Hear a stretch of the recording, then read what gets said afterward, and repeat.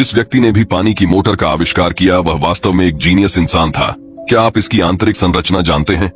ध्यान दें कि इनमें से कई धातु की चादरों को एक साथ जोड़कर एक स्टार्टर बनाया गया है। कोर के अंदर ऐसे कई गैप हैं। क्या आप जानते हैं ये गैप क्या है, ये किस लिए है? हम पहले स्टार्टर बॉडी कोर को मोटर के खांचे में डालते हैं। लोहे के कोर में गैप वह जगह है जहां तांबे के तार की वाइंडिंग लगाई जाती है और इस प्रकार एक स्टार्टर पूरा होता है। जब स्टार्टर को बिजली दी जाती है तो अंदर एक इलेक्ट्रोमैग्नेटिक फील्ड पैदा होगी। मोटर का एक अन्य महत्वपूर्ण हिस्सा रोटर भी है। रोटर के लिए भी यही सच है कि रोटर भी कई धातु शीटों को एक साथ जोड़कर बनाया गया है। रोटर में एक शाफ्ट लगा होता है। शाफ्ट रोटर से होकर गुजरता है और बीच के गोल छेद में जाकर फंस जाता है। फिर धातु की कीलों को कई छोटे छेदों में डाल दिया जाता है। अब दोनों तरफ तांबे की प्लेटों से उसको जाम कर दिया जाता है। बियरिंग्स आमतौर पर शाफ्ट के दोनों किनारों पर लगाए जाते हैं। जब रोटर घूमता है तो बियरिंग घर्षण को कम कर देता है। यह एक सपोर्ट के रूप में भी काम करता है। रोटर स्टेटर के बीच में लगाया जाता है, फिर इसे आगे और पीछे सीलिंग कैप से सील कर दिया जाता है। शाफ्ट का अगला भाग ड्राइव मशीनरी से जुड़ा होता है।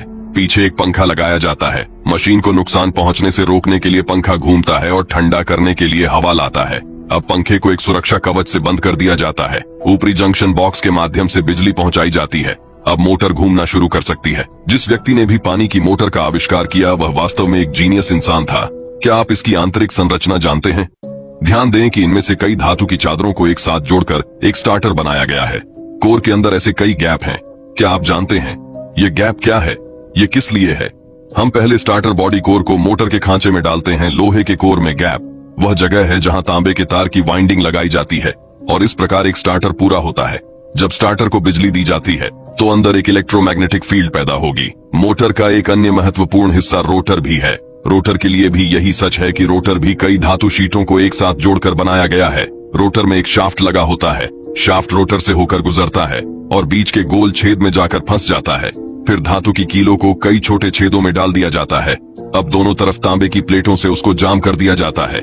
बियरिंग्स आमतौर पर शाफ्ट के दोनों किनारों पर लगाए जाते हैं। जब रोटर घूमता है तो बियरिंग घर्षण को कम कर देता है। यह एक सपोर्ट के रूप में भी काम करता है। रोटर स्टेटर के बीच में लगाया जाता है, फिर इसे आगे और पीछे सीलिंग कैप से सील कर दिया जाता है। शाफ्ट का अगला भाग ड्राइव मशीनरी से जुड़ा होता है। पीछे एक पंखा लगाया जाता है। मशीन को नुकसान पहुंचने से रोकने के लिए पंखा घूमता है और ठंडा करने के लिए हवा लाता है। अब पंखे को एक सुरक्षा कवच से बंद कर दिया जाता है। ऊपरी जंक्शन बॉक्स के माध्यम से बिजली पहुंचाई जाती है। अब मोटर घूमना शुरू कर सकती है।